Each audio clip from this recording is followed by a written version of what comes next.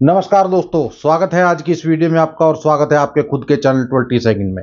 तो आप सभी को पता है दोस्तों कि मैं संडे की छुट्टी करता हूं, ठीक है ना। जो नए लोग हैं वो भी जान लीजिए, संडे को मेरा वीडियो नहीं आता है, लेकिन मैं टेलीग्राम पे एक्टिव रहता हूं, ठीक है, संडे को भी, ठीक है।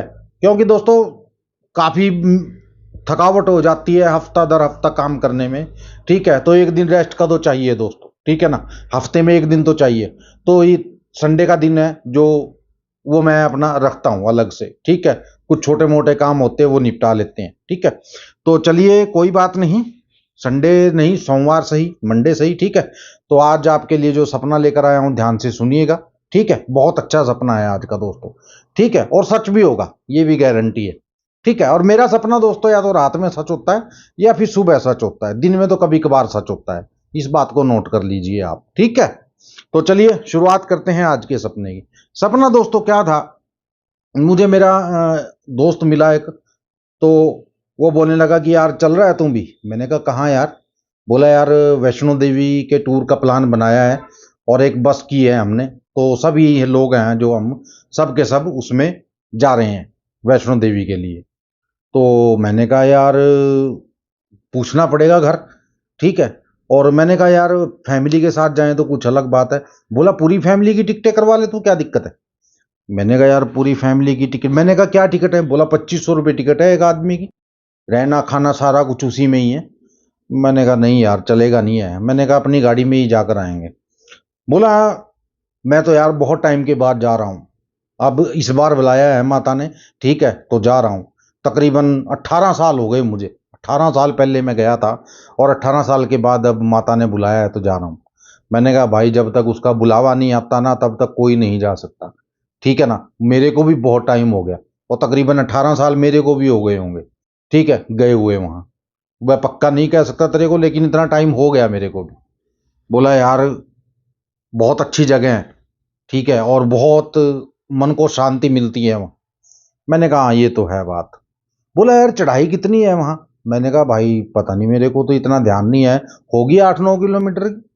तो हमारे पास से एक आदमी जा रहा था गुजरा हुआ, वो बोला भाई साहब कहाँ कहाँ की पूछ रहे हो। मैंने कहा भाई वैष्णो देवी की। बोला भाई 14 किलोमीटर चढ़ना पड़ता है। मैंने कहा 14 किलोमीटर की चढ़ाई है।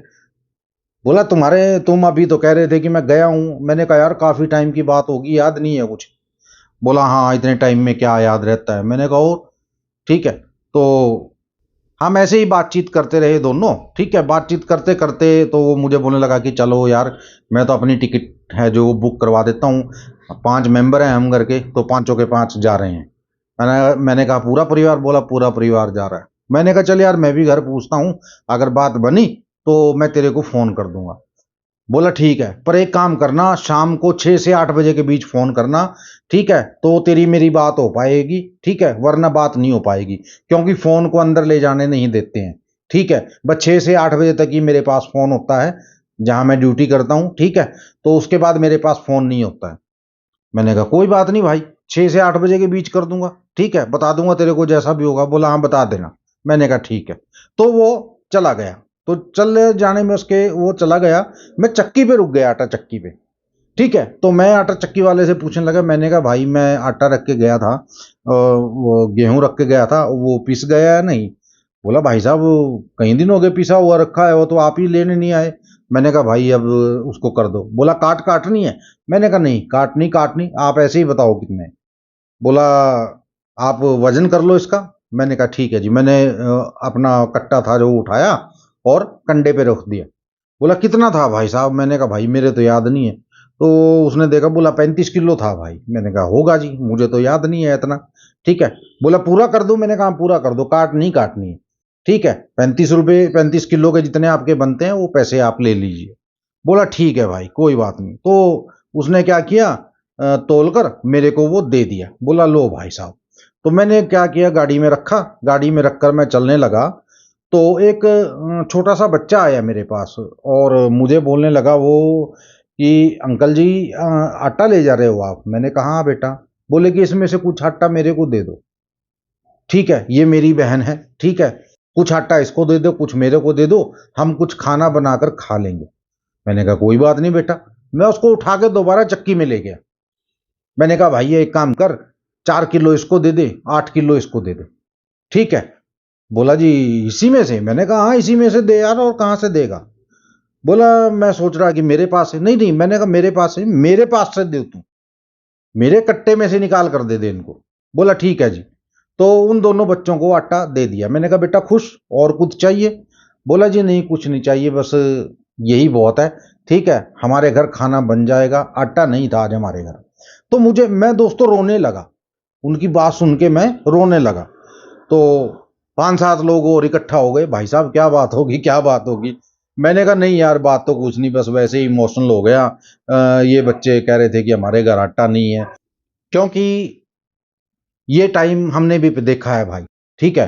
क्योंकि हमारी माँ भी सुबह 9 बजे निकल जाती थी और शाम को 5 बजे आती थी, ठीक है।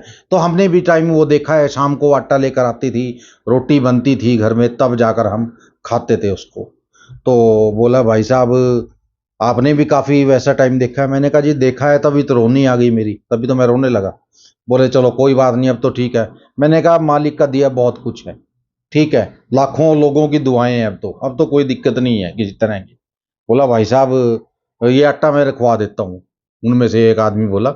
मैंने कहा नहीं जी मैं रख लूंगा। बोला कोई बात नहीं। तो उसने क्या किया, आटा उठाया मेरा और गाड़ी में रख दिया। तो मैं उनसे बोलने लगा, मैंने कहा जी आप कहाँ रहते हो? बोला जी अगली गली में रहता हूँ, इससे अगली गली है जो, इसमें रहता हूँ, और किराए पे रहता हूँ मैं यहाँ, ठीक है। आपने सुना होगा राने का मकान है, ठीक है। तो 38 नंबर कमरा मेरा है। मैंने कहा अच्छा अच्छा, 38 नंबर कमरा आपका है? बोला हाँ। मैंने कहा बाहर से आए हो? बोला बाहर से आए हुए हैं जी। मैंने कहा ठीक है ठीक है। मैंने कहा चलो कभी मिलना हुआ तो जरूर मिलेंगे भाई। बोला ठीक है जी। बस इतनी बात हुई दोस्तों, ठीक है। और ये आज की वीडियो थी। और जो भाई मेरे साथ जुड़ना चाहते हैं, ये मेरा व्हाट्सअप का नंबर है, इस नंबर पे आके टेलीग्राम का लिंक ले लो, और जितनी भी शर्तें मेरी लिखी हुई हैं उनको पढ़ लो। अगर मंजूर करते हो तो आप मेरे साथ टेलीग्राम पे जुड़ सकते हो। 2500 रुपये मेरी फीस है दोस्तों, जो मैं काम होने के बाद लेता हूँ। पहले किसी से कुछ भी नहीं लिया जाता है, तभी हम ईमानदारी में गिने जाते हैं दोस्तों, ठीक है। अब तो काम होने के बाद ही मैं लोगों से फीस लेता हूं दोस्तों, ठीक है। तो चलिए ये थी आज की हमारी वीडियो, मिलते हैं कल की वीडियो में, तब तक के लिए जय माता दी, जय भैरवनाथ और जय बजरंगबली।